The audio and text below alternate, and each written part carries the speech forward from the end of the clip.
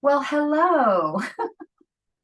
I'm so excited today. I am excited today. Thank you, thank you, thank you, thank you. You know, I love on you and I so appreciate you.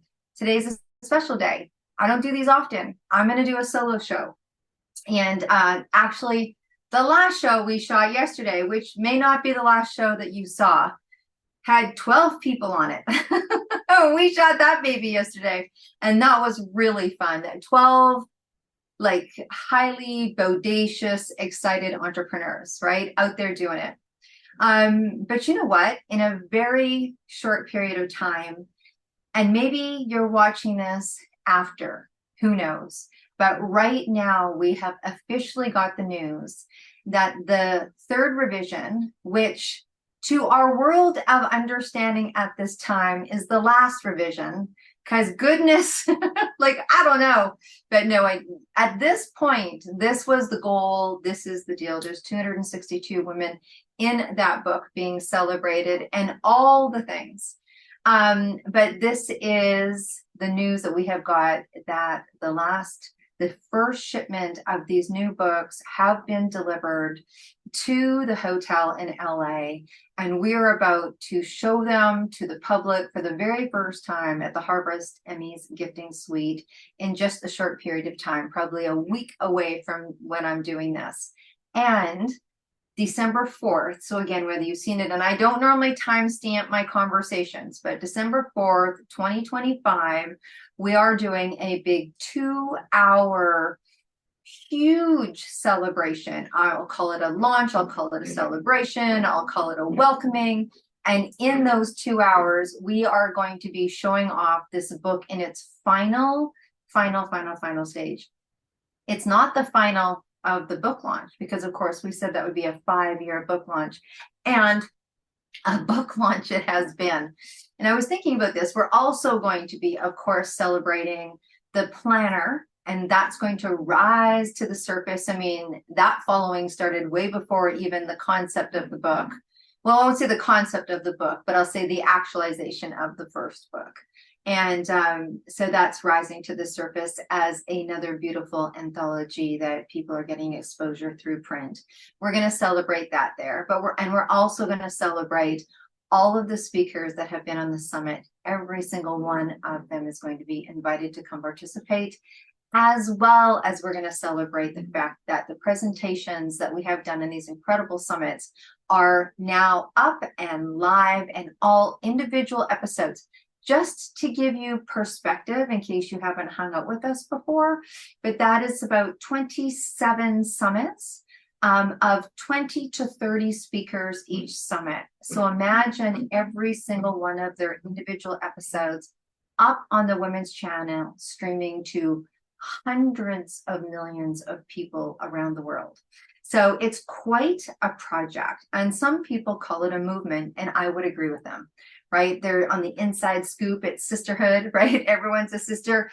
This project has been for women and those that support women. So I guess it's for sisters and those that support sisters.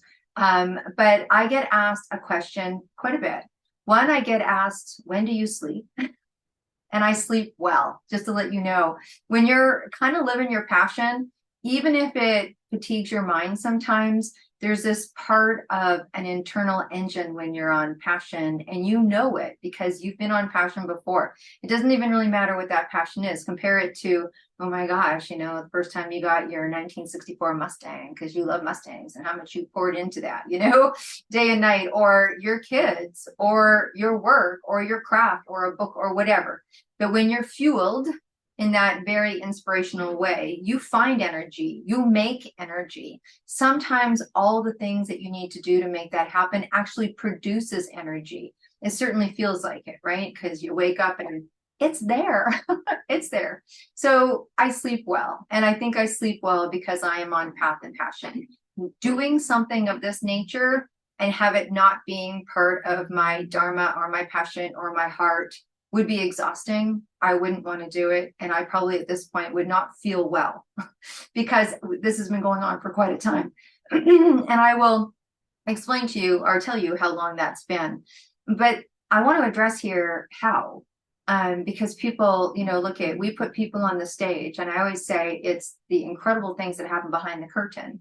And it's the same thing when you see someone running a business, or you see them on YouTube with their numbers, or they're on stage in an event. There's always this in front of the stage, which you probably all could pretty well figure out.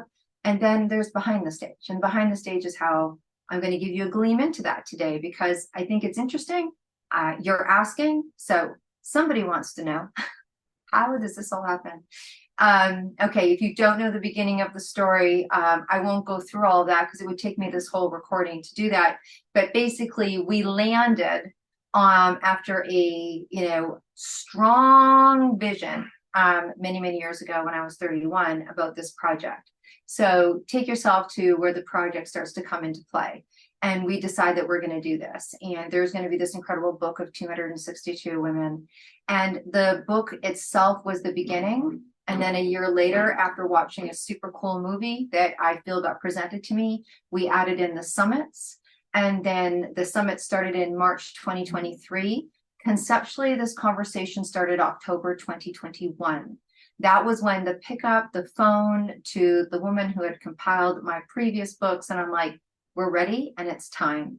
So from 2021 in October to March 2023, we were still in production of the book. We were still gathering all the 262 women, their stories, their pictures, what do they say? How do they say it? We were in sales, we were in marketing, we were figuring this out. We were, making a decision on the cover of the book. We were making a decision on all the different things that would go in the book, who was going to write the foreword. We got to the place, the decision to put women in history. All that research needed to be done. What women in history, the variety of women in history. These women were on the other side of the tulips, I call it. We wanted to make sure that there was people that people didn't know, right? We wanted to highlight people that people didn't know, compared to people that are on the other side of the tulips that already had a reputation, because there's so many women that had laid path and track, right? And so all of that stuff had to come into play. And then in March of 2023, we started the Summit Series. And on the 8th day of every single month from March 2023 to March 2024, the next International Women's Day was 12 summits. That would make sense. But then I got, when I realized when I was strategically planning and reverse engineering all of our marketing and our decisions that, we wanted to launch around Mother's Day. Why? Because that was the message and the vision, but it just made perfect sense. We are a woman's book celebrating internationally, and not Mother's Day is celebrated on the same day internationally. And who made that decision? You know what I mean? Who made that decision? I think Mother's Day should have been the same day. What do you mean? But anyways, it's not. But in North America, where I am, when I got the vision in North America, I'm like, okay, the North American date for Mother's Day would be the day that we would take this, or that would be the month that we would take it to market. So ironically, there's 8 weeks between March 2023 and May 2024. And so off we went to, or 2023. Yeah. Anyways, it ended up being, 15 months, 22 summits in 15 months. And 6,000 women showed up, and those to support women to hear. And it was about 440 speaking spots that had someone speaking. So it turned into it started to have a life of its own. So people like, how did you start this movement? Well, it came with a very strong message that when the time was right, I put that into play. And then some of it was just complete unfolding.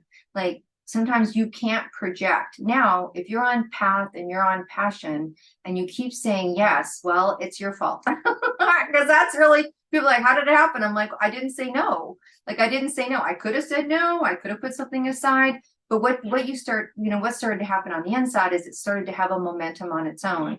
And I remember the day that I had the conversation with myself when I woke up, I was like, now, it wasn't a bad thing when I say this. I'm just being completely transparent. I woke up and I was like, I couldn't take today off if I wanted to. Now, it wasn't necessarily that I wanted to take the day off, but it was the recognizing of the fact that with or without me, this party's moving forward. And it was a really daunting day. It felt like a lot of responsibility, but it also felt like a lot of accomplishment. And it also felt like if anything ever happened to me, this would keep going. And that's kind of cool. because we talk about legacy, right? We talk about legacy and building our businesses and our vision. And I thought, no one's going to let this just go to the wayside because I decided to go to the other side of the tulips or whatever. But this had a life of its own. And it was starting to be a collective.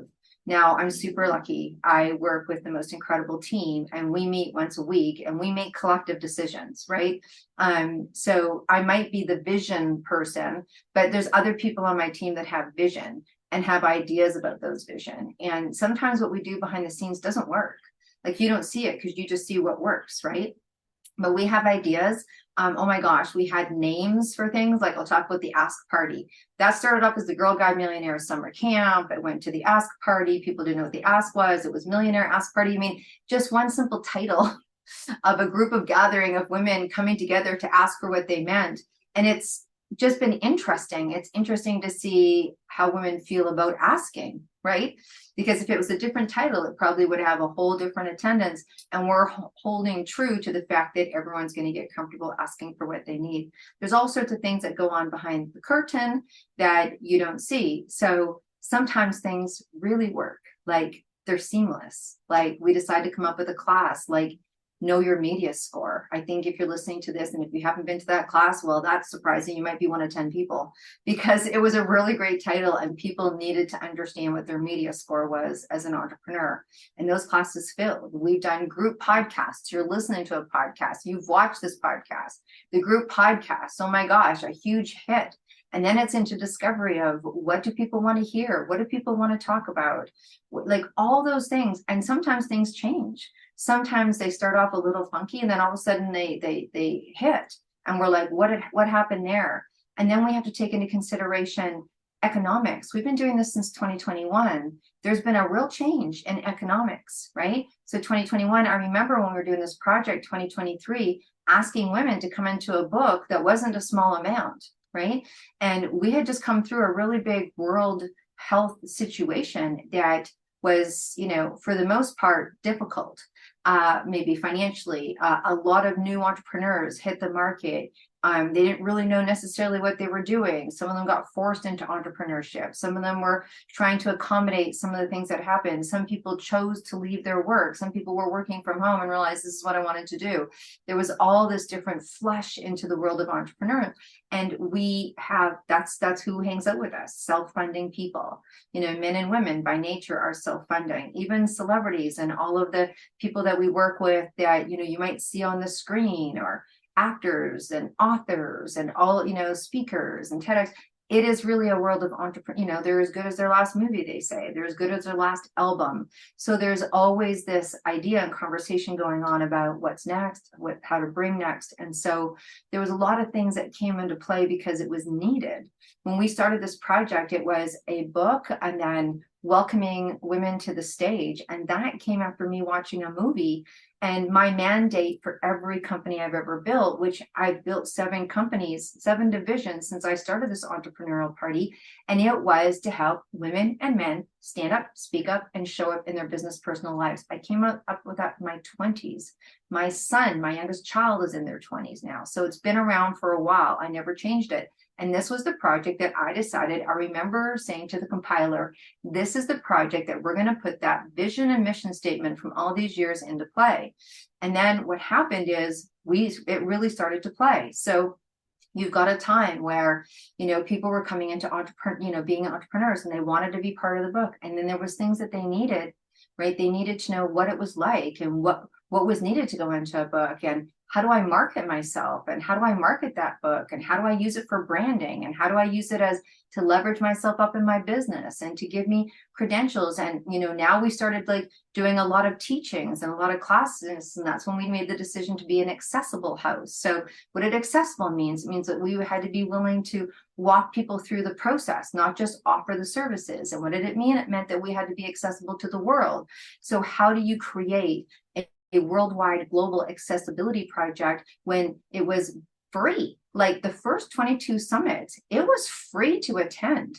Like, what? Like, it's rare you don't go to a summit that doesn't have like a $7 or a $97 for, VIPs 149. And I have nothing against people's systems or methodology. I don't know, and none of my business actually. But what we needed to do and what we wanted to do was a huge, we're like, how are we going to do this for free and stay sustainable? Because you know what I mean? Like, my staff and we don't work on payment plans, you know what I mean? Like, we don't work for free. Like, everyone needs to be sustained. It would be adverse to the mission of the statement that we are creating platforms for people to be sustained, because sustainability is a form of empowerment for us to be, dipping. So we had to figure out a way that we would stay sustainable as a now movement instead of a business decision, because that's really what it was in the beginning, to how do we offer it so that we could stay accessible, because that was the message that came. And it's been pretty interesting, and I'll say sometimes pretty difficult to stay sustained. I can't tell you, people are like, are you kidding? Why are you for free? Like, you can't be for free. How are you going to pay for this? How are you going to pay for that? And I'm like, I don't know. That was the message, sometimes. And I'm not saying that this was the decision, but the best way to explain it is sometimes we're on the Noah's Ark program, I call it. And I don't even think my team's ever heard me say that, but it's like, build it and they will come. And so we built it and people came. And then how can we sustain the arc, and how could we sustain the now thousands and thousands and now TV reach of hundreds of millions of people? You kind of do what they say with an elephant, you bite one at a time, I guess. But I mean, who came up with that? How do you eat an elephant anyway? So right, but Sharon's are like, what are you talking about? So you just kind of do it a little bit at a time. And honestly, that's what it's been. And you need to, there's that word pivot that no one likes, because we all had to live through it or do it, or had someone who knew it to do it. But when you're doing a project like this, you better be prepared to do that, sometimes hourly. Sometimes it's hourly. Sometimes it's, how do we present this information? How do we tell the women we're doing a movie night? How do we tell the women we're doing these ask parties where they can come and ask for what they want? And how do we get them to feel like worthy and deservedness and all the good things, so they can feel good enough to come and ask for what they want? And I just had an experience with a woman who signed up to speak, and then she canceled. And I thought, well, that's really weird. That's really interesting. And so I went to call her that day, but she called me in the morning and she's like, oh my gosh. I mean, honestly, this just happened not too long ago, like a few days ago. And she's like, oh my gosh, can I re-sign? And I'm like, sure, what happened? And she goes, I got scared. I looked at the other women on the panel and I thought, I'm not good enough. She goes, I'm just going to tell you the truth. And those are the kind of conversations that we have behind the curtain. That's the kind of process. Now, there's some people where it wouldn't think twice. They're more than fine, but they had to go through a process. Or now they were fine to be on stage. They're like, ooh, TV show? I don't know. Who? Me? So we deal with the psychology of being successful many times. We deal with, I don't know how to take this to market. I think it's so great, having my logo on the back of this wall, and I've sponsored this event, but what do I do with it? And then so I'm constantly, sitting here doing videos saying, hey, if you have a logo on the back of one of our walls, this is how you market it. Hey, if you're in the book, this is how you market it. Hey, if you have a TV show, this is how you market it. Hey, if you have an episode on our show, this is how you market it. This is the marketing in the media. And these are the things that you can do to help accelerate your growth, because people want to be sustainable and they want to do it sooner than later. And so this has the decision to create a movement has created more work in its own interesting kind of way. It's leader servant work, it's servant leader work, however you want to put it, but it's the information and the accessibility. And what's happening is that now there's this big tide rise, right? And so as you get educated, as you get informed, and as you get supported, then you start to graduate. It's like going to school. You start to graduate. And then you'll see on the thread, someone new will come in, and you'll see someone, we have these private threads, private WhatsApp thread and Facebook thread, and you'll see people supporting, right? Or, hey, I'll join this, or hey, I'll come to your first this, or a woman makes an announcement, I'm just launching a coaching program. We're like, okay, cool, that's great. Let's, what can we do? And it gets very collective, right? And that's how the collective starts to take over. There's still a team that needs to run. We still need to be visionary. We still need to be at the front of the game. We still need to be the lead. And how do you do that? So those are some of the things behind the curtain that happens, in all honesty. And, some people are like, oh my gosh, you should be tired. Well, some days I am, and sometimes people say, oh my gosh, it must be hard. And, some days it is. I kind of say, pick your hard. I have a philosophy around picking your hard. What's hard for you? So the thing that's not hard about what I do is the reason why I do it. That's not hard. And that keeps me fueled. But there's some days where it is, I'm up against it. I'm like, wow, how can we figure that out? Or like I said, sometimes there's things outside of yourself, like, when people were starting to build their businesses back after having a really difficult time, maybe financially or emotionally through that world health crisis, they're like, I want to be in your project, but I don't, I'm afraid to spend money right now because we just saw something that, and people were emotionally getting over it. And so we had to implement things like payment plans that had extensions on there that we weren't prepared for. So how did we stay sustainable when we had to make people feel comfortable about spending money again, right? Or we are global. So sometimes there's things going on in other countries, climate wise, economic wise, political wise, that makes people think differently about what's going on in their world. And so it also gives them different reasons to say yes, and also different reasons to not say yes. And where does that go? We've had this project going on for a long time. I've met every single person that's been on a stage, and every single person that's been in the planner, and every single person that's been in the book. I've met them. We've had a connection. Sometimes they've had to go away for family reasons. We've had people that started with the book that are no longer with us. Right? We've had longevity in here, and it really feels very family-like. Now we're building the women's channel family and people that are starting to have their own shows, and that's a whole different process. So sometimes I have to say that it's about putting one step in front of the other, and doors open. I remember not too long ago, I had an offer to start a production company, a TV production company, and I was like, no, thank you. No, thank you. I know we need TV production, and I'm going to hire someone to do TV production.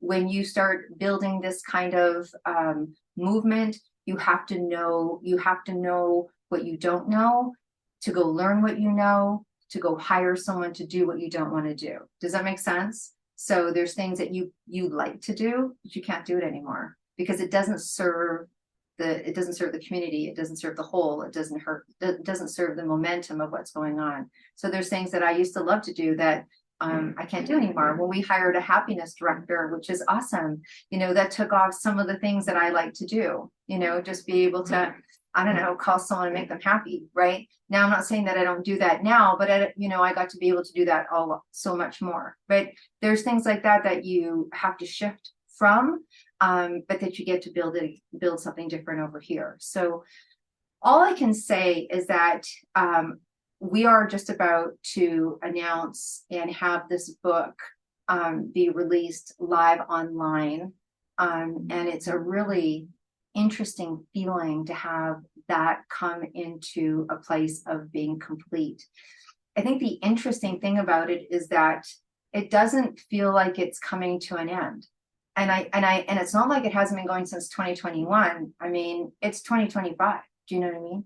So it is coming to a place of completion.